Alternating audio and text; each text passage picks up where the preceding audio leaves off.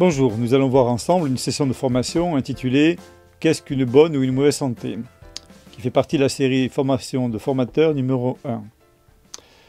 Écoutez avec attention l'histoire suivante. Monsieur Mafou a un vélo. Un jour, alors qu'il se promène, le vélo tombe dans un trou. Monsieur Mafou tombe du vélo, se fracture la jambe.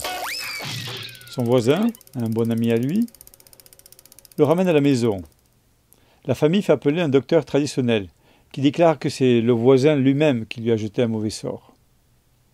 Il lui conseille aussi d'aller à l'hôpital. Là-bas, on lui met la jambe dans un plâtre, mais Monsieur Mafou se dit « Tout cela montre qu'on ne doit même pas avoir confiance dans son meilleur ami. » Quand le plâtre est enlevé, il est très heureux de voir sa jambe guérie, mais il veut rendre à son ami le mauvais tour qu'il pense qu'il lui a fait. Et il commence à mal agir contre son voisin. Voici ensuite des questions à poser à tout le groupe au sujet de cette scénette. Dans cette scénette, qu'est-ce que vous observez? Alors il s'agit d'un homme, Monsieur Mafou, qui a un accident de vélo, puis qu'un de ses amis ramène chez lui. Le marabout, appelé à la rescousse, parle d'un mauvais sort lancé par cet ami. Finalement, Monsieur Mafou est emmené à l'hôpital, on le soigne en lui mettant un plâtre. 3 semaines après, il est guéri, mais il veut quand même se venger de son ami. Et donc, quel est le problème posé par cette scénette? Eh bien, je crois que ce Monsieur Mafou n'avait au début qu'un problème physique, sa jambe était cassée. Mais qu'en consultant un marabout, il a ajouté à cela un problème spirituel. Et que quand ce marabout a accusé l'ami d'avoir jeté un mauvais sort, ainsi un problème émotionnel, la rancune, s'est ajouté. Bien que sa jambe soit guérie, Monsieur Mafou est toujours malade. Il ne vit pas en harmonie avec les autres, ni avec lui-même. Est-ce que ce genre de problème existe chez vous, dans votre communauté? Eh bien oui, malheureusement, les querelles entre voisins sont fréquentes. Des querelles, des conflits, de la haine, de la jalousie, et des abus, surtout envers les enfants. Et puis aussi de la pauvreté.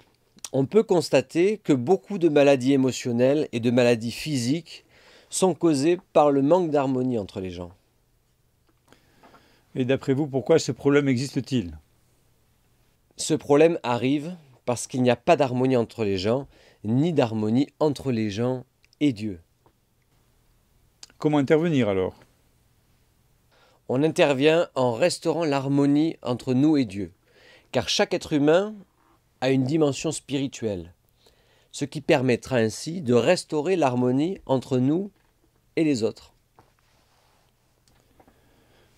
Non, merci pour ces réponses-là. Et maintenant, si je vous demande qu'est-ce que être en bonne santé, qu'est-ce que vous répondez? Pour moi, une personne en bonne santé vit en harmonie avec elle-même, avec les autres, avec la nature et avec Dieu. Et pour vous, qu'est-ce que c'est donc être en harmonie avec soi-même? Vivre en harmonie avec soi-même, ça veut dire que l'on est heureux et en paix avec soi. Nous nous voyons nous-mêmes tels que Dieu nous voit et nous nous acceptons nous-mêmes.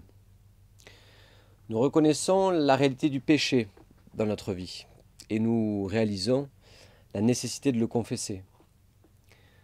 Nous reconnaissons la priorité de notre relation avec Dieu et puis comme nous nous rendons compte que notre comportement et nos attitudes altèrent souvent notre santé. Par exemple des ulcères d'estomac, la dépression, les maux de tête. Nous prenons soin de chaque aspect de notre vie, aussi bien sur le plan physique que spirituel ou encore émotionnel et social. Et puis, qu'est-ce que c'est donc être en harmonie avec les autres? Vivre en harmonie avec les autres veut dire que nous sommes obéissants aux commandements de Dieu concernant la manière dont nous agissons envers les autres. Nous vivons en respectant chacun des commandements qui se résument en un seul. Tu aimeras ton prochain comme toi-même. Comme on peut le lire dans la Bible au chapitre 29 de l'évangile de Matthieu. Nos relations et notre comportement envers les autres touchent notre santé physique. Puis, qu'est-ce que c'est être en harmonie avec la nature? Vivre en harmonie avec la nature signifie que nous vivons en harmonie avec le monde physique créé par Dieu et qui nous entoure. Les cailloux et les bêtes des champs font partie de la nature, mais aussi les tornades, les tremblements de terre et la sécheresse. Partout dans la nature, il y a des virus, il y a des bactéries, il y a des parasites qui détruisent notre santé. Donc, si l'on veut être en bonne santé, il faut éviter de boire de l'eau non potable, de manger des aliments impropres, de mettre notre santé en danger. Aussi, il faut protéger l'environnement pour éviter le déboisement qui cause les sécheresses et les famines. Éviter aussi la pollution de l'air, de la terre et de l'eau. Et donc finalement, qu'est-ce que c'est être en harmonie avec Dieu? Enfin, vivre en harmonie avec Dieu, c'est avoir une relation personnelle avec Dieu par la foi en Jésus-Christ. Lui parler régulièrement dans la prière, avoir une vie droite, intègre, vivre nécessairement en harmonie avec les autres, car on ne peut vivre en guerre avec les autres quand on est en harmonie avec Dieu. Il faut aussi chercher la volonté de Dieu et lui obéir, le louer et lui donner gloire. Manifester notre foi en ayant confiance en lui pour subvenir à tous nos besoins. Vivre en soumission avec lui, chercher à lui plaire, avoir soif de sa parole, avoir confiance en lui comme la foi d'un jeune enfant, accepter ce qu'il nous donne. Voilà, notre séance « Qu'est-ce qu'une bonne ou mauvaise santé ?» se termine.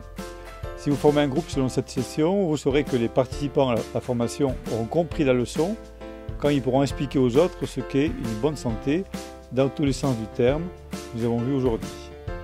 Merci pour votre écoute. On se retrouvera bientôt pour une autre session de la formation EST numéro 1. À bientôt.